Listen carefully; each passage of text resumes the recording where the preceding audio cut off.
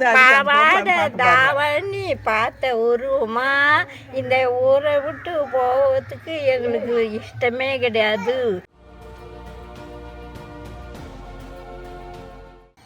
பரந்தூர் பசுமை விமான திட்ட எதிர்ப்பு போராட்டக் குழு நாங்கள் ஏறக்குறைய 623 நாளாக இந்த பரந்தூர் பசுமை விமான திட்டத்தை எதிர்த்து போராடிட்டு இருக்கோம்.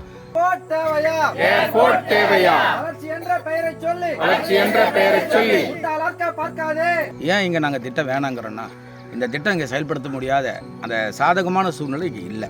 அதுக்கான புவியியல் அமைப்பு இல்லை. இங்கே எல்லாமே விவசாய நிலங்கள். ஏறக்குறைய இந்த ப்ராஜெக்டில் ஆரம்ப காலகட்டத்தில் பிஃபோர் ஜிஓ 4500 ஏக்கர் இங்கே இருக்கிறதா எடுக்க போகிறோன்னு சொன்னாங்க. அந்த டயத்தில் அப்புறம் ஜிஓவுக்கு அப்புறம் ஆஃப்டர் ஜிஓ 5500 ஏக்கர்னு இன்க்ரீஸ் பண்ணிட்டாங்க. எனிவே எந்த பகுதி எப்படி எடுத்தாலும் கூட ஒரு 3500 ஏக்கருக்கு நஞ்சை நிலங்கள், அதாவது முப்போக நிலங்கள், தட் மீன்ஸ் வெட்லேண்ட். மீதி ஒரு 1000 ஏக்கர்ஸ் புஞ்சை ட்ரைலேண்ட். ஒரு மீதி ஒரு 1000 சில்லற பேலன்ஸ் ஒரு 1000 சில்லற ஏக்கர் ஏரி குளம் குட்டைகளாக வாட்டர் பாடிஸாக இருக்குது. அதாவது 4ல் ஒரு பகுதி வாட்டர் பாடிஸாக இருக்குது. இதுக்கு இடையில் கம்பன் கால்வாய்னு ஒரு ஹிஸ்டாரிக்கல் கால்வாய் ஒன்று போகுது, 7 கிலோமீட்டர் உள்ள அது பாதிக்கப்படுது. இந்த 2 ரன்பி அவங்க போட்டிருக்காங்க ஸ்கெட்சில். ரன்பியாவுக்கு நடுவில் ஒரு ஓடை போகுது. இந்த ஓடை கொசஸ்தலை ஆறுக்கு போயிட்டு கடலில் கலக்கிற அளவுக்கு நீர் மேலாண்மை வாட்டர் அந்த மேனேஜ்மெண்ட்டை அவ்வளோ அழகாக பண்ணியிருக்காங்க, ஆதி காலத்தில் பண்ணியிருக்காங்க. விவசாயத்தை கூலியே விவசாயிகளையே விவசாய நலங்களையே நம்பி தற்சார்பு பொருளாதாரத்தை வாழக்கூடிய இந்த பகுதியை ஏன் நீங்கள் அழிக்க வரீங்க?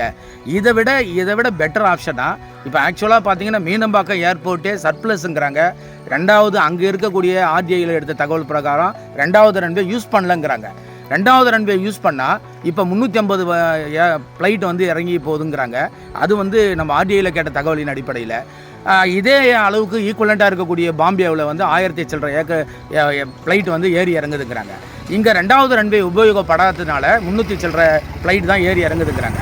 அந்த 2வது ரன்வேவை யூஸ் பண்ணால் 1000 கணக்கான அந்த ஏர் ஃப்ளைட்டை இறக்கி ஏற்றலாம். அவ்வளோ சர்ப்ளஸாக இருக்கக்கூடிய மீனம்பாக்கம் ஏர்போர்ட் இருக்கும்போது இந்த ஏர்போர்ட் தேவையில்லை.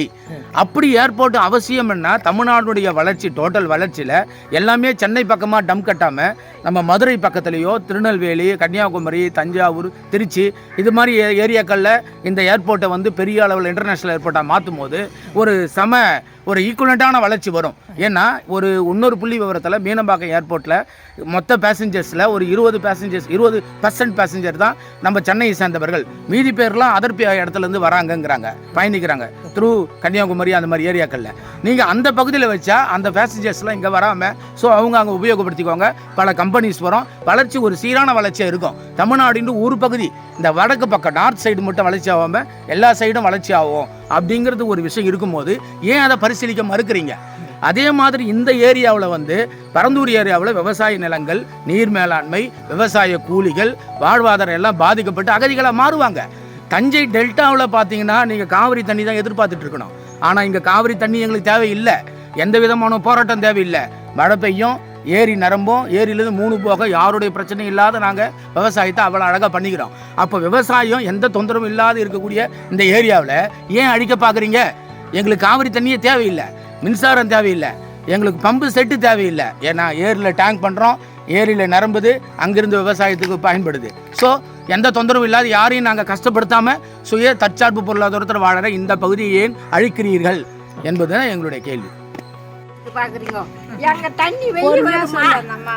எங்கள் தண்ணி வெயில் வருமா? எங்கே போனாலும் எங்களுக்கு அந்த தண்ணியும் பிடிக்காது. எங்கள் ஊரும் விட்டு நாங்கள் போக மாட்டோம். நாங்கள் செத்தாலும் இங்கே சாகுமா கண்டி அந்த இடம் வரமாட்டோம். ஏர்போர்ட்டு எங்களை தூக்கி போய் எங்கன்னா கொண்டு பதிக்கிட்டு அவனுங்க அப்படியே இறங்கணும், அந்த மண்ணிலே போனோம். ஏர்போர்ட்டு படிச்சதெல்லாம் கிடையாது. நாங்கள் விவசாயம், ஆடு மாடு இதை வச்சு போய்க்கிறோம். அப்படி படிச்சிருந்தா கூட போயிட்டு வேலைகளை 5000 சம்பளம் வேணாலும் போய்க்கலாம். எங்களுக்கு இதே தான் வேலை.